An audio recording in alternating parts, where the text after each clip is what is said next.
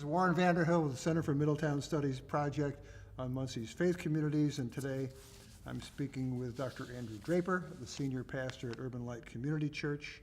The date is January 24, 2017, and I want to begin by thanking you for participating in our research project. Thank you. And I'd ask you to begin with you telling us about your personal journey, faith journey and otherwise, that gets you from somewhere back there to become the senior pastor at Urban Light.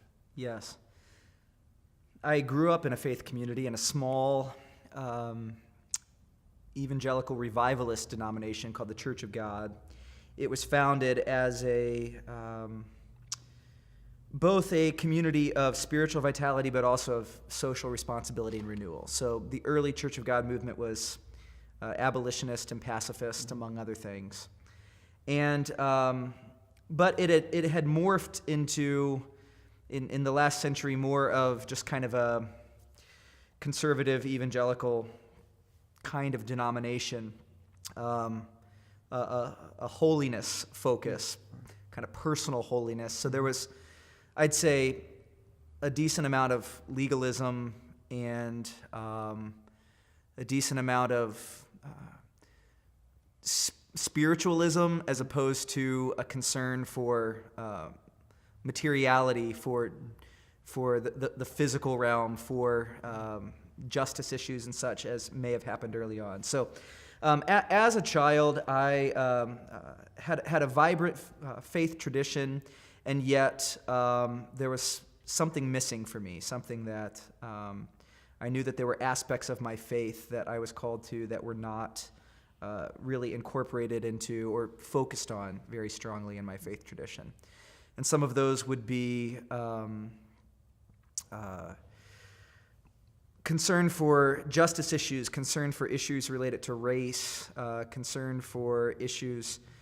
So let me get specific on that. Racial reconciliation, economic development, issues related to war, poverty, the environment. Some of those things weren't focused on quite as much, perhaps, in my faith tradition. And so in college, there were a few communities that I was exposed to, one in particular on the west side of Chicago, Lawndale Community Church. They're part of a group called the Christian Community Development Association, several hundred urban ministries around the country that are united around several key principles, including living in the community in which you minister, seeking reconciliation, seeking a just redistribution of resources, some of those key tenets. And so I was exposed to some of those writings and visited Lawndale in particular, and then over the years became more familiar with the writings of the Christian Community Development Association, and that was a big change for me personally. My wife also, well, at the time we were friends, but she felt called to very similar focuses related to cross-cultural ministry and economic development, and she worked for a while in a school, an orphanage in Highgate, up in the mountains in Jamaica for a bit, and then worked in some other social service oriented fields early on. And so we lived in Elkhart, Indiana, right out of college for a few years, and I was on staff at a church there, United Methodist Church. I was a minister of worship music. And while we were there, Elkhart, at the time, it's doing a little bit better economically now, but at the time, very high unemployment. And there were a lot of issues that we saw there playing out on a smaller scale that play out on a very large scale in urban centers like Chicago or wherever here in the Midwest. But they're on a smaller scale in Elkhart with deindustrialization and the creation of urban ghettos, and you've got there were some of the same issues in relation to in the area of town where public housing was prevalent. There was also a lot of addiction, prostitution, violence, and my wife was teaching at Ivy Tech. at a branch program that reached students with barriers to post-secondary education.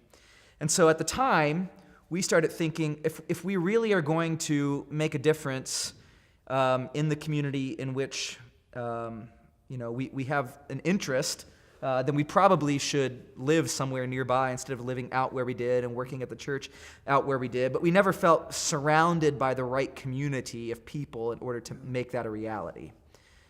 So around that time, we got connected with some folks who had graduated from Taylor University, which is our alma mater. Right.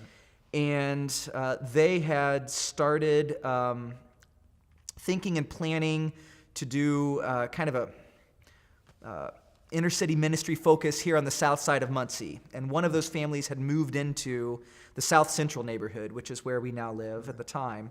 And so we got connected with them and found that a lot of our interests and passions were the same. We'd been reading the same literature, thinking through a lot of the same issues.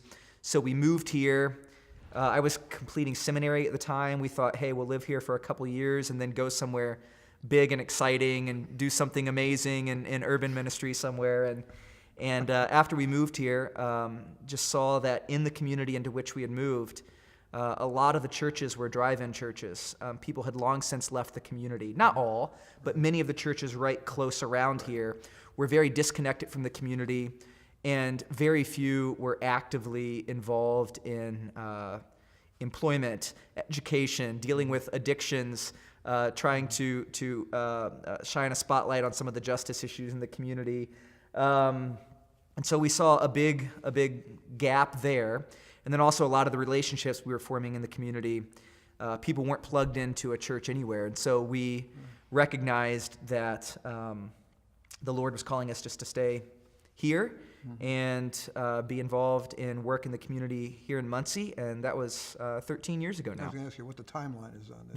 Yeah. So we moved here in February 1st of 2004. So we're coming up on 13 years. Okay. Well, then put into this particular church. Yes. This building. I mean, how does that happen? Yeah. Okay. So when we were looking at starting a worshiping community here, there had already been a group of us who were moving into the neighborhood intentionally, who'd been meeting together for book studies, Bible studies.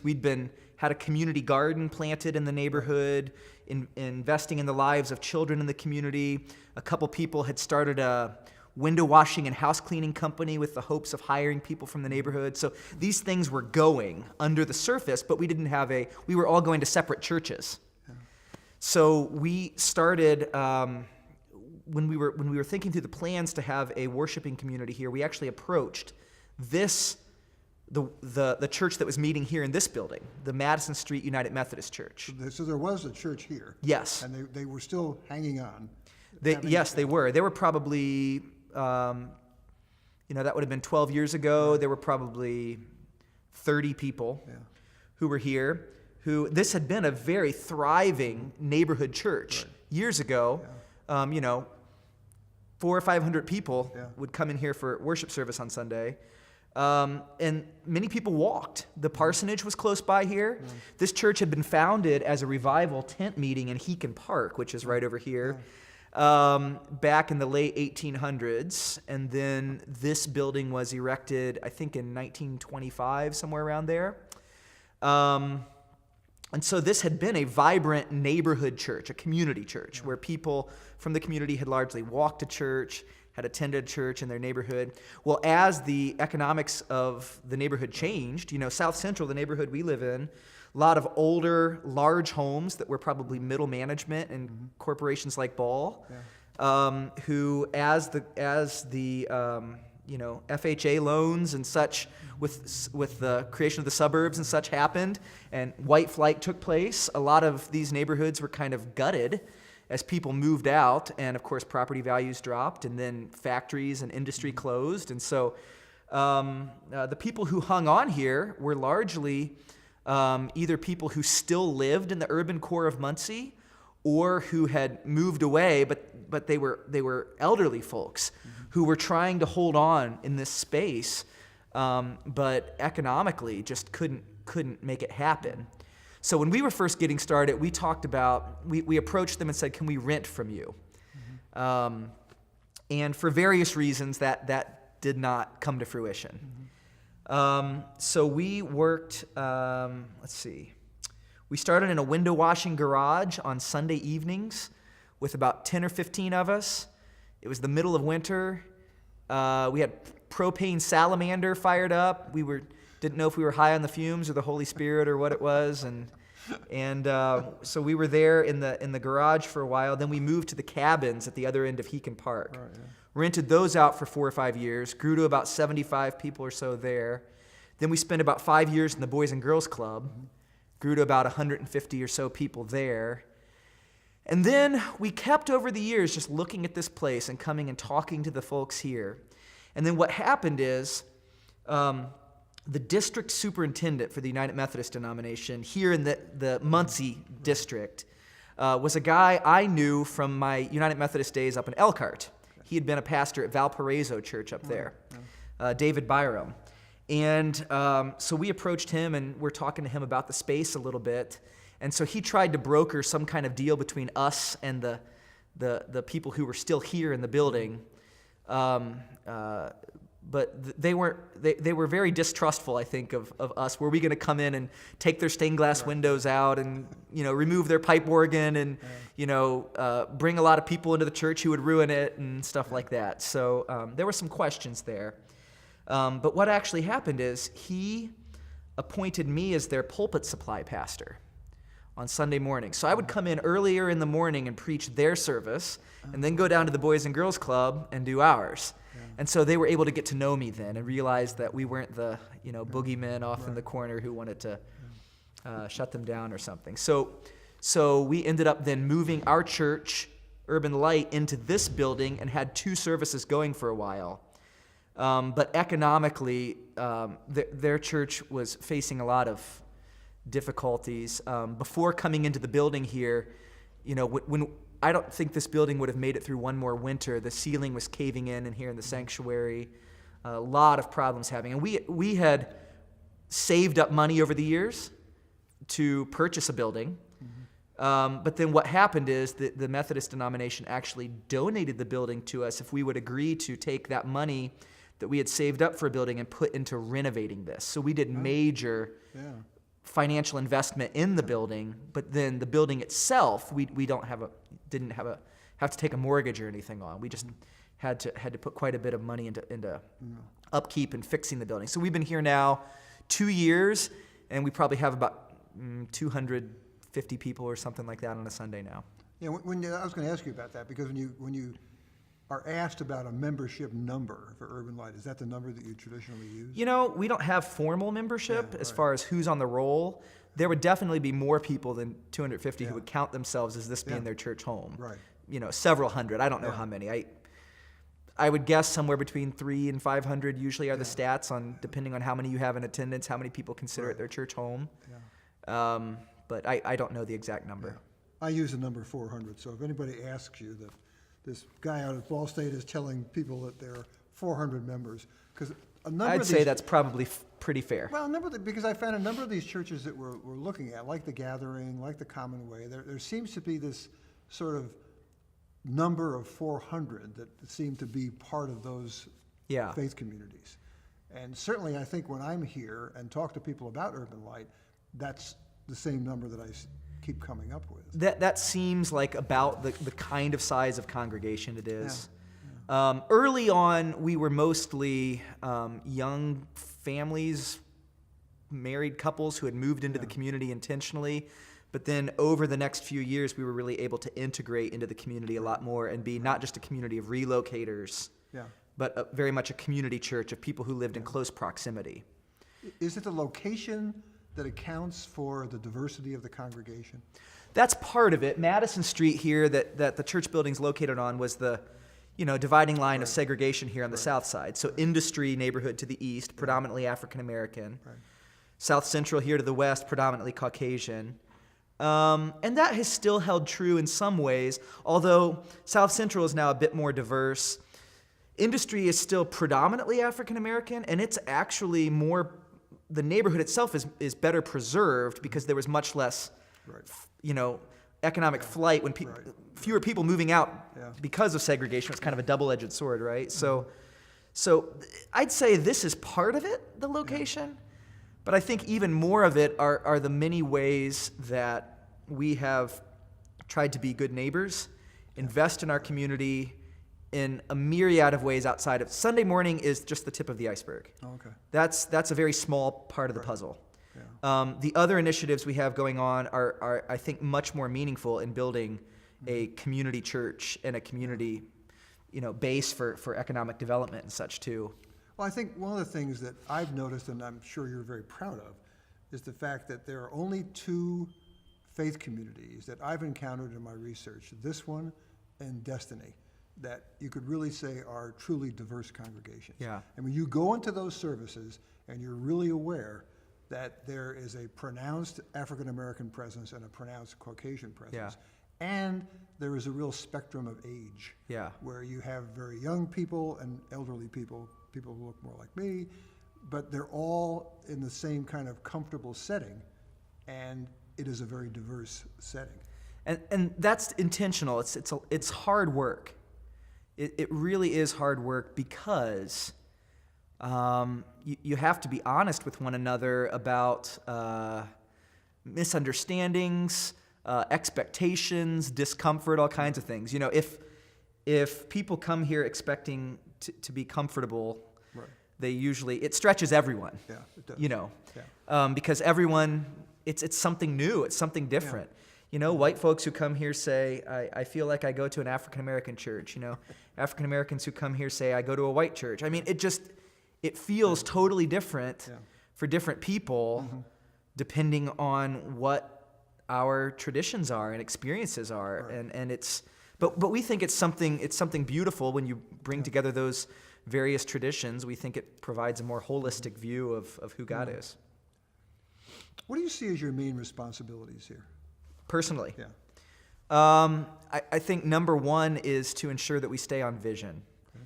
And our vision is three things: to reconcile people to God, to reconcile people to each other, and to join in God's work of reconciling creation through Jesus. So that means, we want to care about people spiritually.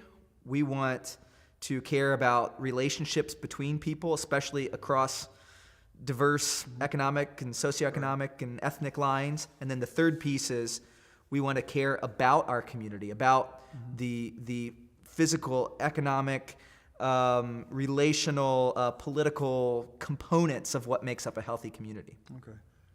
How would you characterize the condition of your church right now? I mean, where are you? Yeah. Well, I'd say the work of reconciliation is something that you can never say you've arrived. As soon as you start to think you've arrived, you aren't vigilant, you let things slip and slide, and it takes a lot of vigilance because it's always a process. It's always a work in progress. Right. And especially in our country right now, at a lot of the crossroads we are politically, it's all the harder to actually be able to talk to people across ideological and political spectrums. Yeah, true. It's very hard to have meaningful civic discourse at large, and we tend to bring those power structures and various camps into the church as well, and it's a lot of work to break down those walls. So I'd say, where are we as a community? I'd say there's been a lot that's accomplished that's amazing. There are multiple entities that are associated with the church, organizations, nonprofits, and one for-profit that have been involved in this community ministry. And between them, we've created a lot of jobs, and there's been a lot of incredible stuff happen. And we finally, I think, have some traction as far as people seeing us as an example in the community of what can happen with community development and racial reconciliation, but I don't think we've arrived. So that certainly is in the area of the challenges that you face right now. Yeah. Okay. So aside from membership, trying to grow the congregation, as the cliche goes, what are some of the other key challenges that you're facing? I mean, the reason I'm asking you that is the last time we spoke about this, are you going to spend more time on your faculty responsibilities at Taylor? You know, that's an interesting question. I don't know. I can't keep both of these things going at the level I've been doing. Okay. So I'm teaching a full load at Taylor and trying to be a senior pastor here, which is nigh on impossible these days. So I something will have to give there. I don't know. I probably can't keep doing what I'm doing at Taylor to the extent that I'm doing it. Okay. So you're a full-time contract faculty member there? Yes, But you're also still the senior pastor here? I am. All right, so you haven't given that up? No. All right. I'm technically part-time, but we have several staff. We have Right. 2 full-time associate pastors, Right. and then we have, I think, 4 part-time positions. Okay. So we have the equivalency between them all of about a little over 4 full-time equivalency positions here. And there are people who are around daily during the week? Yes, Okay. absolutely. Yeah. So in many ways, see, I was full-time for years here. Yeah. And in many ways, I've worked myself out of a lot of responsibilities because one of our values is to raise up people from the community. Right. And so many of in fact, I think all of our staff most of our staff have not been in any kind of ministry position before.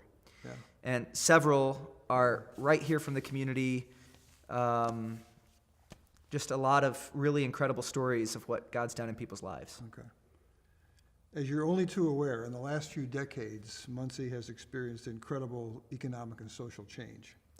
In what ways specifically have these changes impacted your church? Well, it's interesting because our church was started actually as a community that was trying to respond to some of those difficulties. You know, I mean, what's the figure? Roughly 25,000 auto manufacturing jobs lost in the past 25 or 30 years? The one we use that's a little high. Okay. We use between 14 and 17,000. Okay. Yeah. So what we've found is a lot of people in our neighborhood or neighborhoods right around us, you know, used to be employed, you know, as you mentioned, full-time positions with benefits and all of that. Now sort of, you know, the 2 largest employers now, the hospital and the university, you know, so you need some sort of specialized training there. And Muncie was not built on that. I mean, Muncie was built on, you know, people, especially people coming up from Appalachia in order to do, you know, a lot of manual labor kind of work. And that's just not there. Right.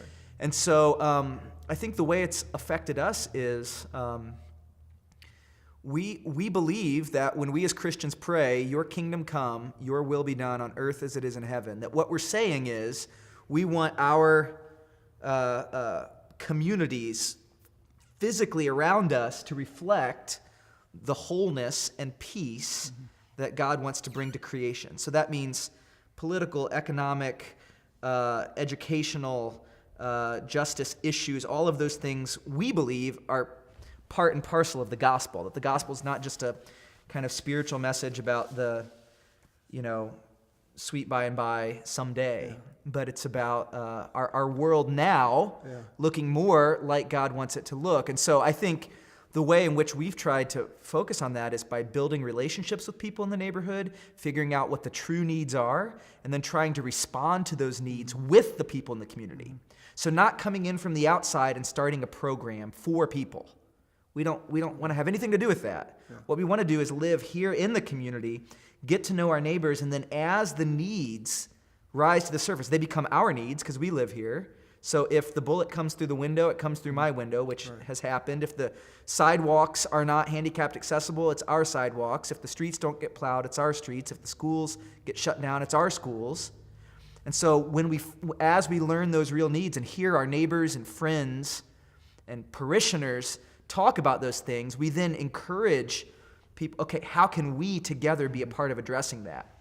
And then what I can do a little bit as an outsider, even though I've been here 13 years now, I can help, not just me, but others too, make some connections with resources to be able to bring some resources to bear on some of those issues. So we try to respond in a holistic fashion, but in a real kind of grassroots, natural way, as opposed to, we're going to come in one day a week and provide a, kids Bible club program or something. So it is fair to say that a significant number of the members of this congregation have really been affected by this downturn in Muncie's economy, by deindustrialization. Oh, absolutely. Our congregation, many people are underemployed or unemployed. We have many people who are homeless, many people coming out of addictions, many people who have criminal histories that preclude them from getting meaningful employment. In our community here, we have the war on drugs thing where our police force does a lot of things right, but also does a lot of things pretty hurtfully in our community, including we have the people who come in the people who come in the riot gear with the flak jackets and the automatic weapons and the battering rams and the noise deafening bombs and take people who are struggling with addictions and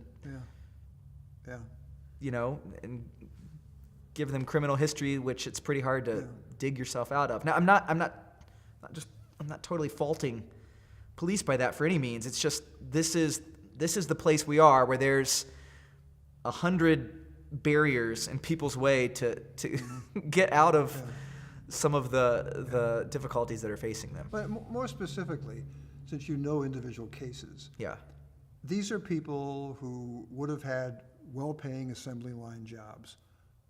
What do the members of your congregation who were in those kinds of economic situations, what are they doing now? Yeah, that's a good question. A lot of people are working service industry jobs.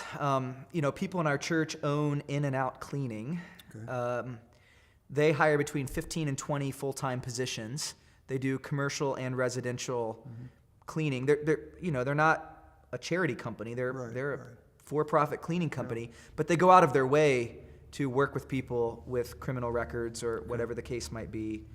Now, I know that I'm not saying that everyone who worked on a line now has a criminal record. That's not what I'm saying.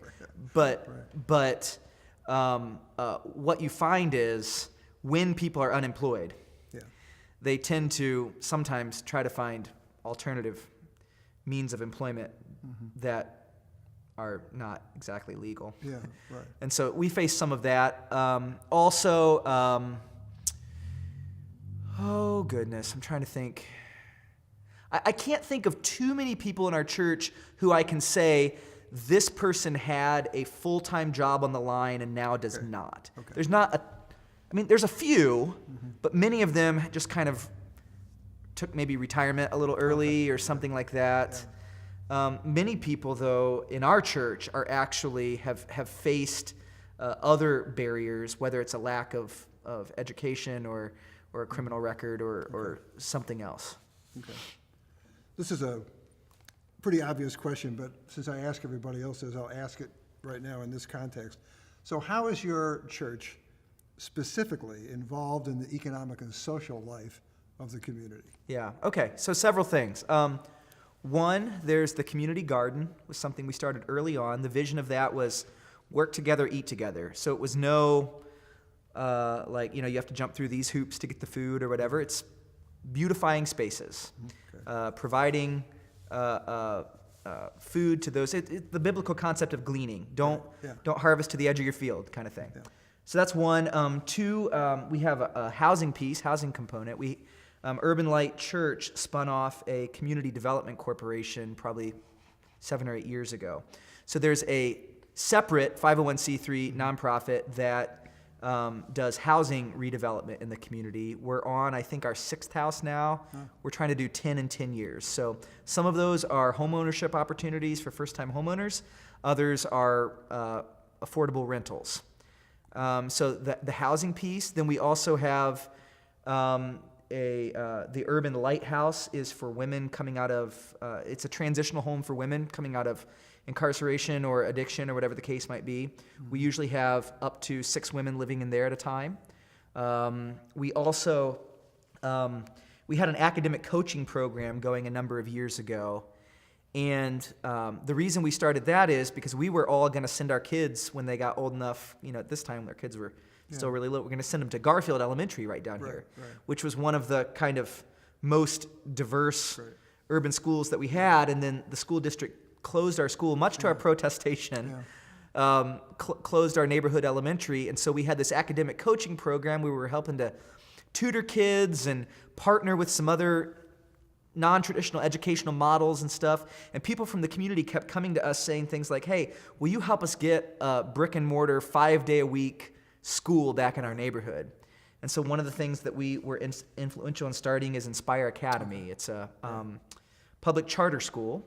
My wife is the principal there, and currently there's around 200 students in K through 8th, and then they just start at preschool and aftercare program. It's one of the highest poverty schools in Delaware County, but they've been making great gains academically. It's an inquiry-based educational model, so instead of just being kind of sit in your desk and do a worksheet, it tends to be more hands-on, so that students. Did that start out here? Yes, it started in the Garfield building. And then moved to St. Lawrence? Yeah, we purchased the St. Lawrence building. Oh, okay. So, and St. Lawrence School is still meeting there, but they're actually in our building now. Right, okay. So, there's four different organizations. There's the church, and the church kind of does, it oversees the stuff that churches do, the worship and the youth group and all that kind of stuff, Bible classes. But then there's the CDC that does the garden, our addiction recovery group that we have on Wednesday nights, the urban lighthouse, the housing redevelopment, all of that is run through the CDC. The Inspire Academy, which is a separate nonprofit, with its own. All of them have their own boards of directors, and then finally, In and Out Cleaning is not affiliated with the church in any official way, other than it's owned by people in the church and has a lot of, what we found is by having a holistic approach like that, it's a wraparound where we've got the educational piece and the employment piece and the housing piece and the addiction recovery piece and the food piece and all of these pieces together, then we see a lot of people plugging into the different organizations in different ways. So that somebody who comes here to church on Sunday works at In and Out Cleaning and sends their kids to the school, and the cleaning company cleans the school and cleans the church, and the people from the church end up getting one of the houses and eat food from the garden and come to the addiction recovery group. And so it's this symbiotic relationship where by taking a holistic approach for civic engagement and economic development, we have. So when we moved here, there were no jobs in any of those four agencies because none of them were started yet. Today, there's over 50 full-time positions between those four organizations with benefits, retirement, health insurance, and none of those jobs were here 13 years ago. Do you work with any other churches or organizations on these community projects? Yeah, we have. So Deliverance Temple has been a great friend and partner to us over the years. For a while, we ran our Urban Lighthouse Women's Program together with them. It was a joint effort between the two churches. We've shared, some people from their church have been on some of our boards and vice versa. So we've partnered together. We do an annual block party every year that Urban Light hosts in the community, and oftentimes we've partnered with Deliverance Temple on that. Westminster Presbyterian has been a huge support of Urban Light. Not only do they help support us financially, but then they also are the major driving force behind the housing piece in the Community Development Corporation. How'd that come about? Because I have some good faculty friends at Westminster. Okay, so Dr. Keith Miller, who's a retired orthopedic surgeon there at Westminster, he knew me through some Taylor contacts. His kids all went to Taylor and such. And then we had some contacts at Westminster, of course, over the years. And so Keith, in his retirement, had decided that he wanted to renovate homes in urban Muncie. and he found out about our CDC, and we had just gotten started in our plans for trying to do home ownership programming and renovation of homes. So he contacted us. We talked back and forth. He joined our CDC board, and then he oversees all the home ownership redevelopment piece and helps raise a lot of the money for that. Yeah. And that's been really great because that has helped then pull out a lot more community partnerships. Mm-hmm. So now the Community Foundation has started partnering with us in some significant ways in the CDC. Ball Brothers has been a little bit of help. Hopefully further down the road that might be more of a reality. City of Muncie, Community Development. We just received a major grant from them for a duplex that we're going to be working on. We're partnering with the 812 Coalition, which is headed up by Habitat for Humanity, but is a bunch of community organizations that it was actually brought together in large part by the Vectran Foundation and some of their hardest hit communities around the state. And so we're just in the process now of hiring an executive director for the CDC. And so now we're starting to get in some funds and things from some of those partnerships that are very helpful. Because everything we've started all along has been with $1 and a volunteer, Yeah. And so now it's actually got some traction. Yeah. Where do you see this 10 years from now? I think the vision that we've had from the beginning is for South Madison Street here to be kind of a hub of economic development, education, social services. And what we've seen is it hasn't worked out exactly like we thought. We thought it would be more centralized on Madison. Yeah. And what we found is it's a little bit more spread out through urban Muncie. But that's okay with us because this is still our home base. Right. But, we've got people on the West End. We've got people in Whiteley. We've got people down in Shedtown. We've got people, from Thomas Park, Avondale. We've got people from different. And then we're also partnering with the 812 Coalition with Avondale United Methodist Church. Yeah, sure. And so there's people from all over that are trying to be involved in the community in similar ways. So I think that what this will continue to be is this church will continue to be a growing church that is an example, I think, in a much broader sphere of influence than just Muncie, and to see, okay, here's what is possible. Right.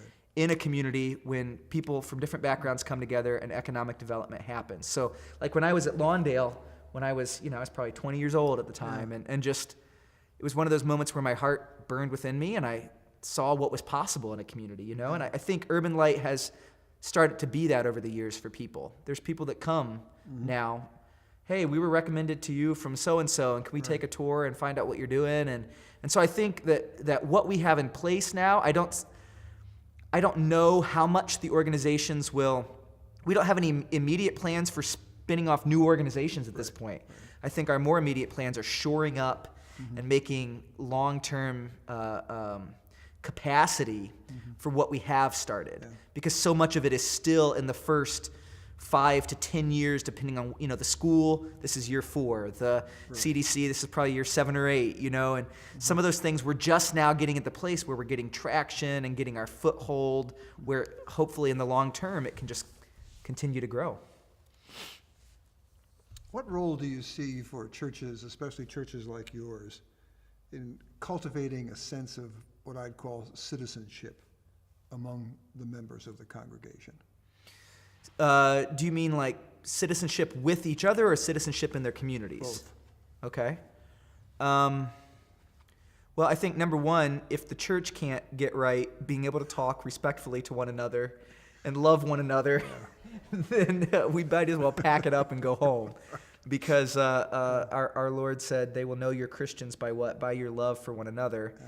And the 2 greatest commandments, love the Lord your God and love your neighbor as yourself. And so it's always surprising to me when Christian communities are characterized by something other than love for neighbor.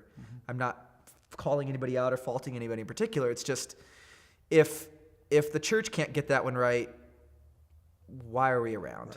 Right. So number one, I'd say citizenship among one another is a key focus. But then in our communities, of all people, if Christians are really the people who believe in the doctrine of the incarnation, which if we actually believe, which I do, that God became flesh, what that means is that of all people, we should be the ones who are most open to being vulnerable with others, being misunderstood, being not the people who claim to have it right, not the people who claim to be in the in crowd and everyone else is out.